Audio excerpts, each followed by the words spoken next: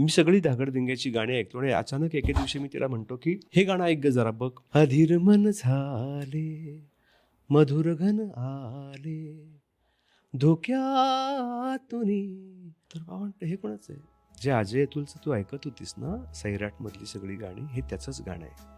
पहिला बाबा हे काय भारी आहे. तर इथे तिचा कान तयार करण्याची प्रोसेस सुरू होते. ती सगळं जगातलं म्युझिक ऐकत असेल तर त्यातले ते बेस शोधायचा प्रयत्न करते. त्यातलं जे सौंदर्य आहे, अस्थेटिक्स आहे गाण्यातलं, ती शोधायचा प्रयत्न करते. तर हा संस्कारांचा भाग आहे. आपण गाण्यातलं अस्थेटिक शिकवत नाही मुलांना, सौंदर्य शिकवत नाही. लताबाई गातात म्हणजे काय गातात, आशाबाई गातात म्हणजे काय गातात, कविता कृष्णमूर्ती गाते म्हणजे काय गाते, किशोर गातो म्हणजे काय गातो, हे तुम्ही बसून कधी सांगितलं मुलांना? ए चला आपण आज गाणं ऐकूया मस्तपैकी, या बसा. मग एक गाणं लागतं काहीतरी आमच्या घरामध्ये आणि आम्ही गाणं ऐकतो. काय आवडलं बाबा, हे काय, हे ओळ किती सुंदर होती ना, परत लावूया. तर मी त्यांना जागा ऐकवतो.